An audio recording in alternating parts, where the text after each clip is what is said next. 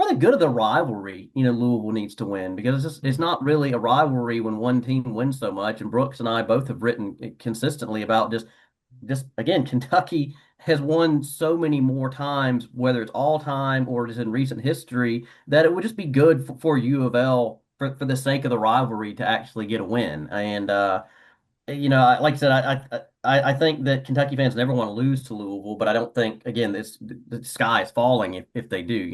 Welcome to the CL Brown Show. I am your host, CL Brown, columnist with the Louisville Courier Journal. On this episode of the show, we're talking basketball. The big game between Louisville and Kentucky is way early this year, November 11th, next Tuesday. So, I'm going to be talking with our beat writers at the Courier Journal, Brooks Holton, who covers U of L, and Ryan Black, who covers UK, to speak on that game. I'm not saying the ACC is going to get, for lack of a better term, screwed out of a extra at-large bid to the college football playoff, but I think you better be prepared for the ACC to get the short end of the stick, and here's why. Georgia Tech was undefeated, lost their first game last week, and now even if they win out and get to the ACC championship game, um, well, actually, there's a caveat. If they win out, including a win against Georgia in their regular season finale in non-conference play, that may change everything because I think a win over Georgia and the almighty SEC would give Georgia Tech leeway. If they lose in the ACC championship game, they would still get an at-large bid. But short of that, if Georgia Tech loses to Georgia in that regular season finale, and you have any combination of Georgia Tech, Virginia, SMU, Virginia, Louisville, Georgia Tech, whatever the scenario, because there's a lot to play out, and I'm not even going to go through all the tiebreakers right now because it would just be a rabbit hole that wastes too much of my time to do right now, considering there's so many variables to play out. But the greater schedules for each one of these teams don't include the kind of marquee wins in non-conference play that would make these teams stick out. That's why if Georgia Tech beats Georgia, that would be the one that sticks out. The rest of the group, I mean, take U of L for instance, they didn't play a great non-conference schedule, and they tried to get some teams on there. They tried to get Ole Miss, they tried to get Tennessee, to no avail. So their only non-conference game against a Power Four team is Kentucky, and Kentucky is not does not rank up there for a great non-conference win that would put a team in the playoff. They're not going to make a difference in that respect. So what you're going to have is the committee deciding on a one or two loss ACC team and possibly some two-loss SEC teams. And who's going to get the benefit of the doubt then, right? It's going to be the Missouris or the Vanderbilts of the world that would get in over a one-loss ACC team. And it's Miami's fault.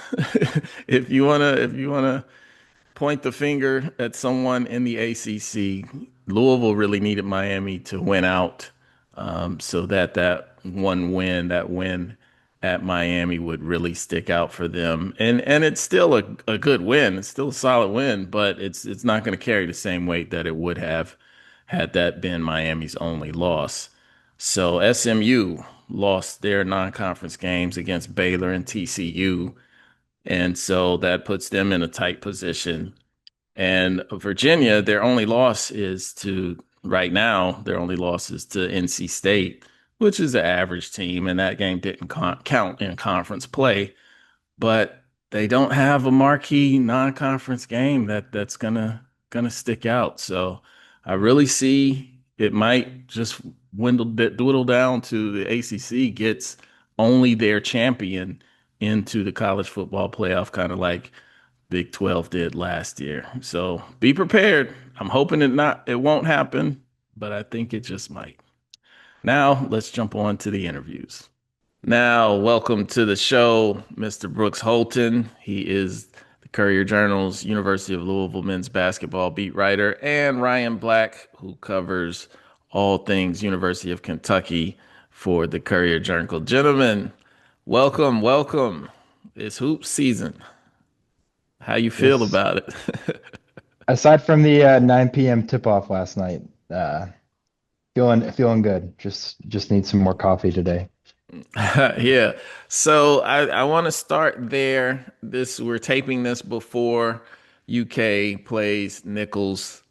I still want to say Nichols State. I know that I'm trying to respect their new branding, but whatever. We know what they are. And we're actually going to talk a little bit about next week's game with U of L and UK. But for right now, Brooks, what kind of a feel do you have for this U of L team so far through the two exhibition games against Kansas and Bucknell and obviously them blasting South Carolina State? Yeah, I think my biggest takeaway from the game last night was just the level of consistency, and I guess the word is um, intensity, right? That they showcase on both ends. I think both Pat and the players talked about it, just trying to have the mentality of a 0-0 score, every possession, every 5 minute segment, what have you, coming out of the locker room at halftime. And I think, it's easy when you're up by that many points. I think it was the largest halftime deficit or largest halftime lead for Louisville since at least 1975. Like when you're in that position, you could have let up and taken some possessions off. But I really think that they were staying consistent. They were staying in their system, and that system when it's on is really deadly. I mean, they have more shooters than they had last year. I think it's just a matter of time for them to, just to continue feeling more comfortable in the system, just getting sharper defensively. And then I think the biggest question mark for this team is just, the front court. Can those guys get comfortable? Is there, the right combination between Sananda Frew and then Amali Khalifa? And then obviously everyone's wondering when Kason Pryor will come back and just what he will look like at that Yeah. point. So Ryan, I kind of feel like the exhibition season for UK was kind of the opposite. You can't really talk about consistency when you're missing two point guards in that loss to Georgetown. Um, First, if you want to give the listeners any kind of update of what you see moving forward, especially looking forward to next Tuesday's game against the governors, well, the dream game between U of L and UK in terms of availability of UK players. Well, I mean, the one that we know for sure, obviously, who you've written about, quite, I mean, at least once, CL is Jaden Quaintance, the big transfer portal addition from Arizona State. We don't know when he's going to be cleared, if at all, this season. And of course, you wrote that they should sit him out the whole season. Otherwise, the two guards you're referring to, one Denzel Aberdeen, who was on national champion Florida last year. He's dealing with a lower leg injury. Which again kind of seemed to pop up out of nowhere. He played in the exhibition win over top ranked Purdue and then sat out the exhibition loss to Georgetown. And then the shoulder injury to the other guard, Jalen Lowe, expected to be the starting point guard. He's already kind of expected to miss tonight for sure. And again, we could have recorded this for the Nichols game. I do think he'll probably be ready to go. I think they've been trying to at least be safe as they can with him. And so I don't think he'll play Friday either. But I against Valparaiso, but I do think that Lowe should be back against U of L. I just don't know yet about this Aberdeen situation.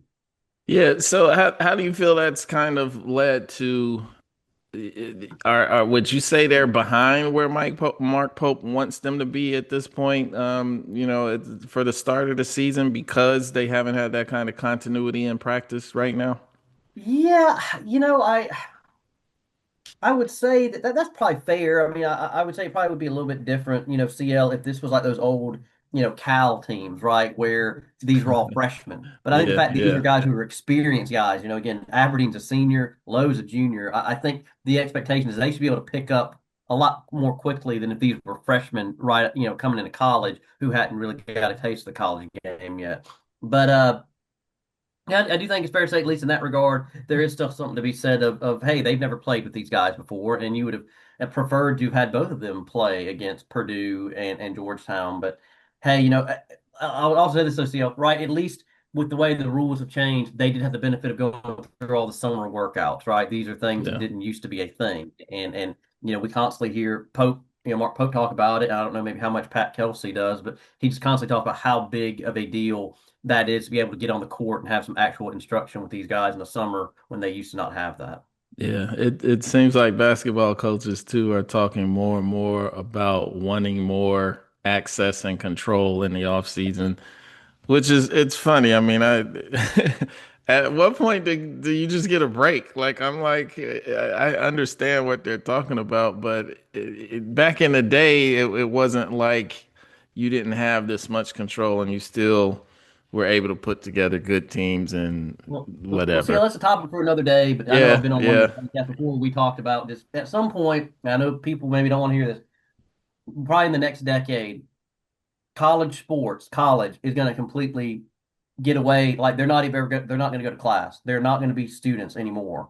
They're going to license the logos of UK, U of L, and they're going to be semi-pro athletes, and they'll just have the name of the college, but they're not going to be in classes anymore. That's where it's going. There's no question in my mind. You heard it here, folks, It's from gonna Ryan happen. Black. It's gonna happen. So yeah, that is a different episode, and we will definitely come Yeah. back to that because there's a lot of angles to talk about there. Well, I want to go back to something that you mentioned in terms of freshmen. Hmm. So both of these teams are still transfer heavy, but I'm gonna just open the floor to both of y'all. I want you to just kind of tell me about the freshmen that will have an impact specifically on this game next week when U of L and UK play each other. Yeah, Brooks, you first. Yeah. yeah, I'll go first since I only have one to deal with, Michael Brown, and I mean he is the biggest one in this game, I would argue. Just looking at the history of this game, how many times has a freshman for UK come in and just owned it? Was looking back at like the history of the MVPs given out, and you got guys like Tyrese Maxey, Shea Gilders-Alexander, obviously.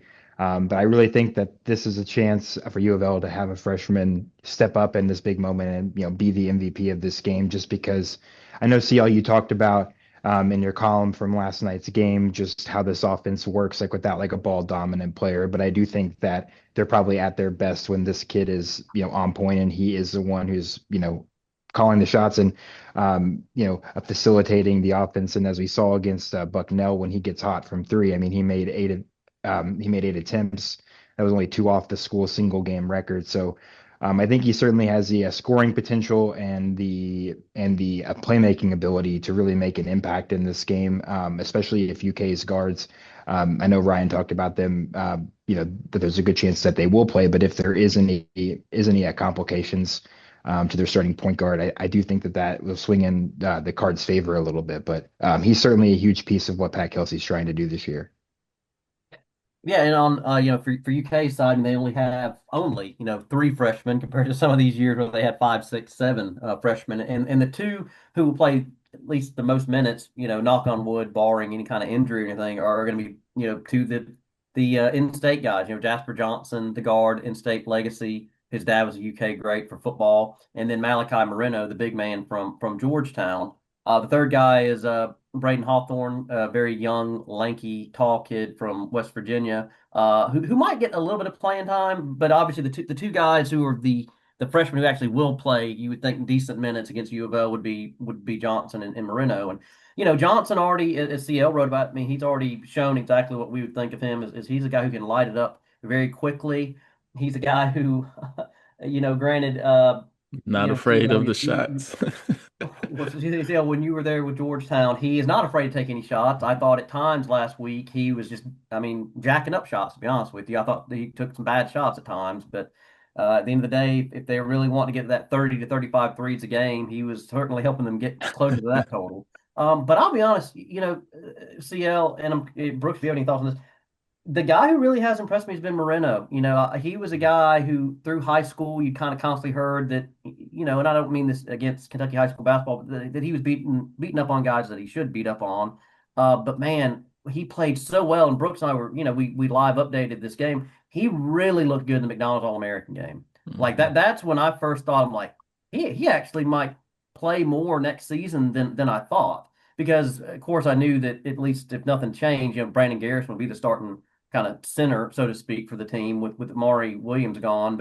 But he if he keeps playing the way he's playing, and if Garrison doesn't show more consistency going forward, I really think he might be kind of the short term starter there before Jaden Quaintance maybe gets back. So Hmm. those are the two guys, CL, at least freshman wise, who should get some playing time, and we'll see Hawthorne and maybe just very specific situations maybe gets on the floor for Now sure.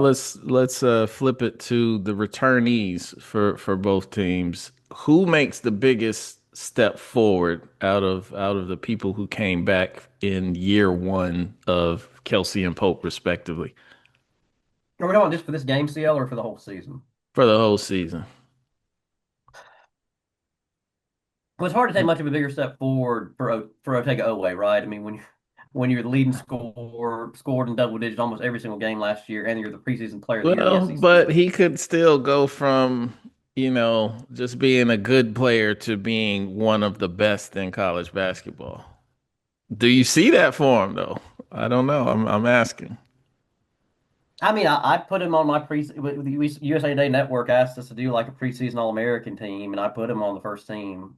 But I mean, so I think that's fair. But I guess I just feel like that's almost a cop out answer to pick him. I mean, to me, I'm the guy I would say if you put him to the side, it would be Trent Noah. I really just feel like he's Hmm. going to be the guy because right, we've already seen because it's funny. Every time Mark Pope has talked, it's like, okay, we don't have as many proven shooters as last year's team, but the shooting's going to come. Well, those two exhibitions so far, the shooting has been pretty rough. Yeah. And so maybe it will come at some point. Again, we haven't seen Jalen Lowe play and Aberdeen, but I feel like if there's going to be one go-to shooter for this year's team, it's going to be Trent Noah. So he's the guy that I would think if you're telling me one returner to take the biggest step forward, it's going to be him. That's interesting. I'm still curious if Noah will be able to stay out on the floor because I'm not sure if he's I don't is he a defensive liability? I don't know yet. Well, I'm but he gonna has to, leave he'd have to be a that starter. Get I'm in gonna there leave and that open. yeah, But yeah. You yeah, just yeah. come off the bench. You ain't got to be a defensive specialist when you're coming off the bench. What do you think, Brooks? Yeah, so I feel like maybe an obvious answer would be a Javon Hadley in terms of, who's the guy coming back from last year who played the biggest role last year and will be a starter's role. But I do think what kind of hurts him a little bit is just how much talent that Pat got around him, how many great shooters there are. And I do think he's more of a guy where, like, let's look at last night's stats. He had 13 points and 9 rebounds. I feel like if you get that from him on a game-to-game basis, like you're going to be fine. Like you don't necessarily need him to take a huge step forward from like a scoring standpoint. Just let him be as steady as he was last year. So my pick is going to be sophomore forward Kenai Roos. As we saw in last night's game, he went for 20 points. 5 of his 8 baskets were dunks. He looks great when he gets to the rim. He has a lot of bounce.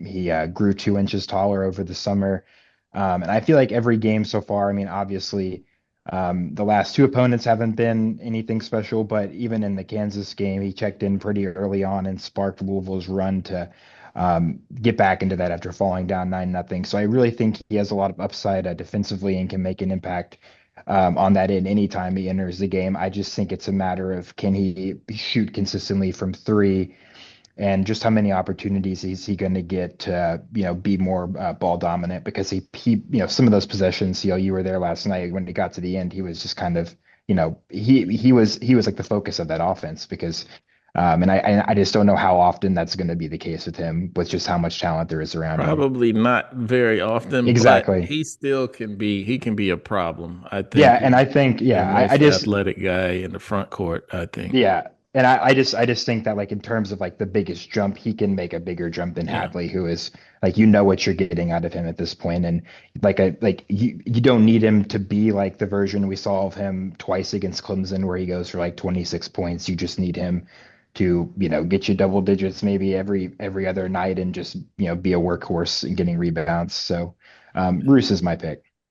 Brooks, This Hill, I want to ask something real quick, just from like the last night, and it's kind of off the beaten path kind of question. So maybe it's stupid, but How much does last night's win for Louisville being so one-sided? What does that do for the fan base in terms of I know they're supposed to beat South Carolina State, but right when games like that under Kenny Payne, they would either lose or barely win. I mean, what does that do for them to at least say, hey, as U of L, we're getting back closer to where we should be beating teams like this by that kind of margin? Am I making too much of that? Well, I think the first thing U of L fan would say, Kenny who? Because that Well, that's I'm just saying, that like may like have you just been couldn't take wins like that for granted under that him. may That's all as I'm well saying. have been 50 years ago at this point. Yeah. This is new regime, new excitement over the team that Pat Kelsey put together over the offseason, and they're rolling like this. But I mean, I think they take comfort in beating a team like they're supposed to win, Yeah, that's what I'm and getting at. Yeah, moving on. But they'll have plenty of games here soon. Obviously, next week being the first one where they are challenged by a team that is, comparable to their talent and expectations on what could possibly come of the season. So I gotta wrap this up. So I'm gonna leave it out on this question. I'm not gonna get predictions from you guys. I'm not gonna put you on the spot right now, but I'll throw this question out. Who needs to win this game more? I would say it's the Cards. I feel like, you know, you mentioned the Kenny Payne era. These games weren't close the last few years under KP. But it really feels like now that Pat's here, these programs are as close as they've been to equal pegging, or like Louisville seems like it's on that same sort of a trajectory as Kentucky after taking several years at rock bottom. So um, while I don't think this is like the end all be all for Louisville season in terms of like, if they lose this game, like they can certainly have stronger showings and some really good non-conference matchups down the line. Obviously, have a strong showing, which would be a tougher ACC. And like I think that they could lose this game, and there's still like a scenario where they have a decent, a favorable seed in March. But just in terms of where the program is now, you're getting a chance to get Kentucky 2 weeks into the season. It really kind of comes down to, who has, like the most talented roster and who can make things work right now. And I think that just, for as much a momentum as Pat has built since he's taken over the job, he really needs to get that like signature non-conference win. They didn't have any of those last year, in my opinion. I think, the Indiana route in the Bahamas was great, but that team was not who anyone thought they would be, heading into the season. So I think Louisville definitely needs this a lot more just in terms of proving that it is back in the upper echelon of college basketball. I Ryan? mean, I 100% agree with Brooks. I mean, for many reasons. I think one, even if the ACC is improved, I mean, it probably will not be as good as the SEC, even though I don't think the SEC will be as good as last season. So I think Kentucky will have more opportunities for more quote unquote quad one type wins. If they lose this game, of course, you're going to have Kentucky fans, even if they lose, they're going to say, oh, well, Jaden Quayton's didn't play, the best, on paper NBA prospect that the team has.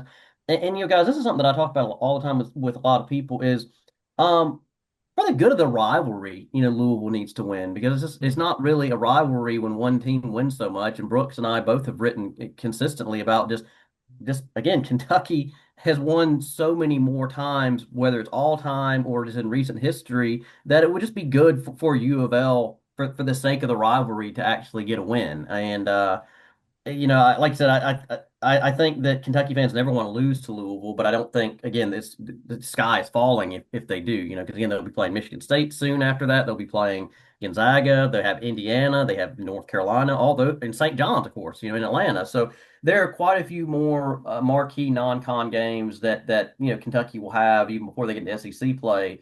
So I think for many reasons I think Louisville is the team that needs this win more. If you're like I said, see, if you're saying just one of them needs it more, I would say U of L is the answer here. Indeed, indeed. Well, gentlemen, we will see who turns out the victor next week. I appreciate you guys for joining me and happy hooping. Yes, Thanks, Joe. thank you, CM. Appreciate having you on. Now it's time for pickup lines, where I try to predict college football games based on the point spread. Had a rough week last week, only one on Louisville, which covered the 10.5 points. of the early line. I think it went off at something else, but they covered that at Virginia Tech. So let's jump right in, starting with Louisville, which returns home to play California. The Berkeley Bears come in having only won one game in the Eastern Time Zone since they joined the ACC last year. They're 1-4. So I think Louisville wins this game pretty easily. I also think the Cards will cover the 19 and a half point spread. So give me the Cards, lay the points. Moving on to Kentucky and Florida. Florida's coming in as a 3-point favorite. Um, Man, this is a tough one, I think, to kind of gauge. Kentucky obviously has a confidence boost coming off that win at Auburn on the road. Um, Last year, they went down to Gainesville and they were favored because Florida was kind of stumbling, and there was the Billy Napier questions: will he or won't he, or should he be back as head coach? And the Gators won that game easily, and they return to Lexington on Saturday with a lot of the same personnel that helped make that a blowout win for them last year. But they have not won a game on the road this season. I think Kentucky has played everyone tough at home, considering that Texas loss went to overtime. Ole Miss, they didn't cover the spread. Ole Miss won the game, but they played pretty tough in that game. So I'm going to go with Uncle Mo and go with the Kentucky Wildcats right now. I just think that one game, sometimes it only takes a little bit to kind of get you turned around in the season. And I'm not saying the whole season is going to turn around for UK, but I think that they ride the momentum into this game, cover the spread. So give me those 3 points and give me UK. Let's look at Indiana, 14 and a half point favorite at Penn State. I mean, this is a game they lost last year to the Nittany Lions when they played in the college football playoff. Um, I'm going to have to say Indiana at this point is a cover wagon. I really don't care what the point spread is. I'm going to take IU until they prove otherwise that they can't cover. So give me the Hoosiers and lay that 14 and a half points. Next, we're going to go with LSU, 10-point dog at Alabama.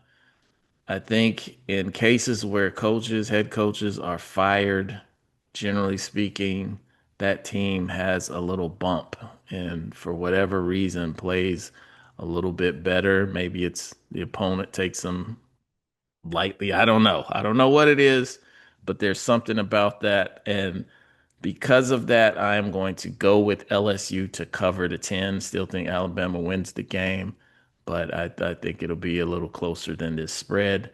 And lastly, BYU is a 10-point underdog on the road at Texas Tech, which is kind of crazy given that BYU is an undefeated team right now and the top ranked team in the Big 12 conference.